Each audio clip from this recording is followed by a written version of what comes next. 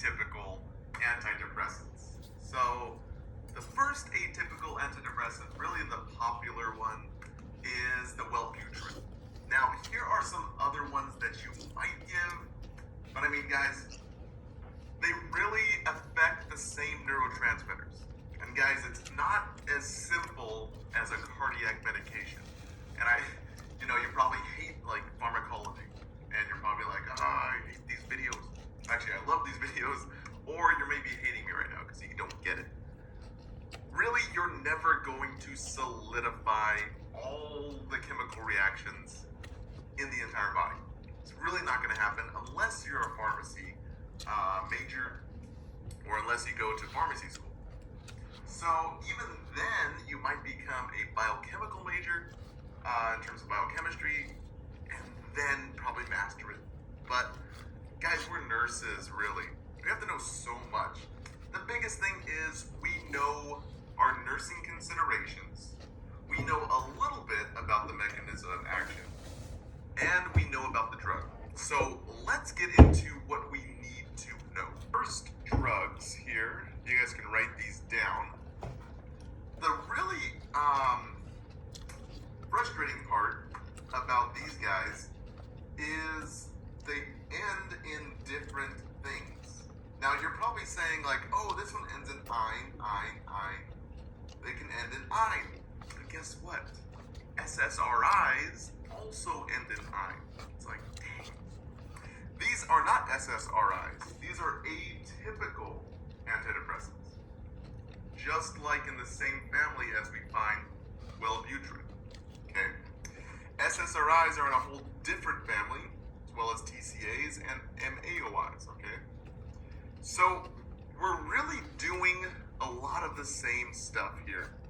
We are affecting the same neurotransmitters.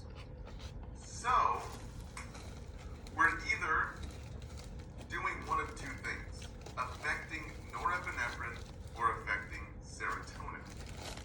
So with serotonin or norepinephrine, in Cymbalta, we are stopping the reuptake of serotonin or norepinephrine.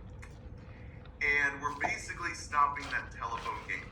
So we're slowing down the connection.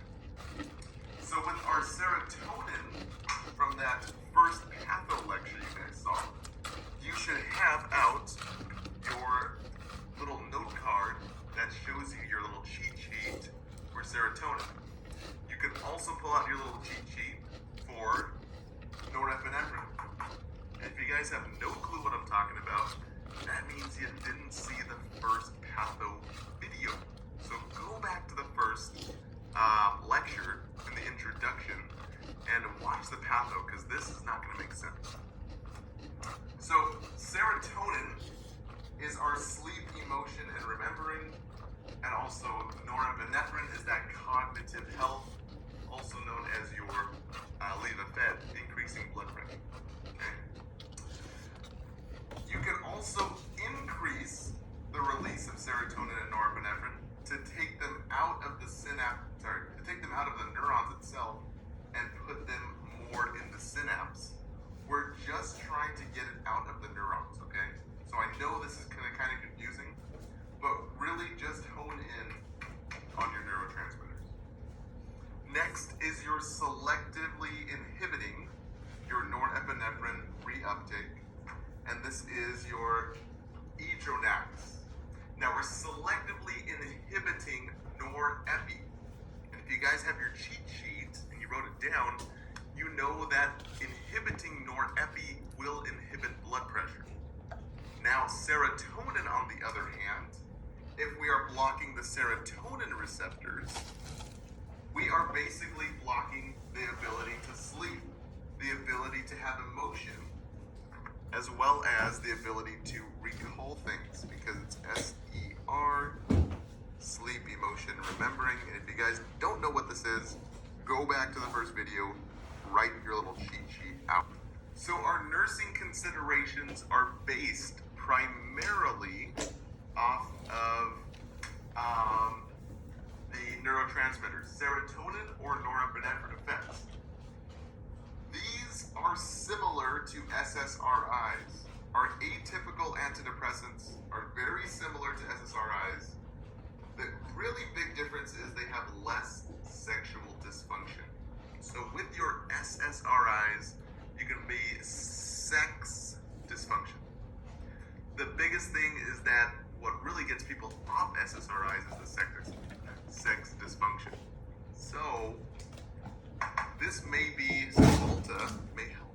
No, Cymbalta may be a possible option if someone has SSRI sex dysfunction. So a side effect from blocking one that has norepinephrine, let's say for Cymbalta, or for Remeron, or for Edronax, and pretty much everyone except Destrel, where you at? You're going to have a decreased blood pressure because we are limiting the communication of norepinephrine that brings blood pressure up. So decreasing blood pressure, the book will tell you it's more on the diastolic. And if you guys hate cardio, I was a cardio teacher for 4 years for EKG, for paramedics. But decreasing blood pressure, very simple. It's decreasing your diastolic, the relax, the decompress of your vessels, okay? So your heart and your vessel linings are relaxing because of that adrenergic response. Fancy words for, we're just blocking the norepi. That's really all we're doing. Anticholinergic effects are the next thing because we are turning on the sympathetic nervous system. So we have not only a decreased blood pressure, we have sedative effects as well from the serotonin I forgot to tell you guys about. We also have these anticholinergic effects. So you're going to get a dry and high. Let me do this here. You're going to get dry and high. We're going to have a dry mouth. So tell your patient to drink a lot of water. Chew some gum if your mouth is dry, right? A dry GI, so constipation is going to happen. Your patient needs more water. It doesn't mean that they need more fiber. They need more water to help lube up those GI tracts here. And your patient might have blurred vision because we know that the eyes are very moist and they have lubricant.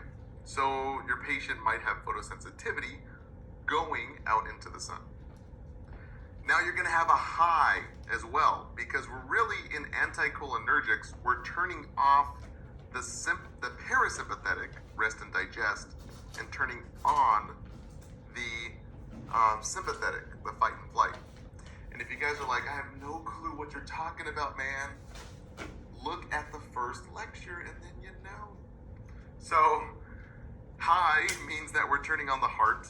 So high heart rate, bigger anxiety, and sleep disturbances. So there's big eyes right there. It looks like Stewie Griffin. Stewie Griffin. Okay. The last thing is that it's a CNS depressant. That's one of the last things that our antidepressants do. Because just like Wellbutrin, just like really all the other antidepressants, we are blocking either norepinephrine or serotonin in these atypicals, and we are causing your central nervous system, your brain, to be a little depressed. So we need to teach your patients, especially if it's a depressant, to be very safe, because we know that the serotonin, as well as the norepi, is causing that sedative effect, causing less neurotransmitters to be exchanged, less communication in the brain. So that means less coordination. And if you guys have your cheat sheet, you know exactly what I'm talking about. SER for serotonin. Your patient's going to have less sleep, less emotion, and less memory. For nursing interventions and patient education, we're telling your patient not to operate heavy machinery, not to be lifting stuff heavy, just stay safe.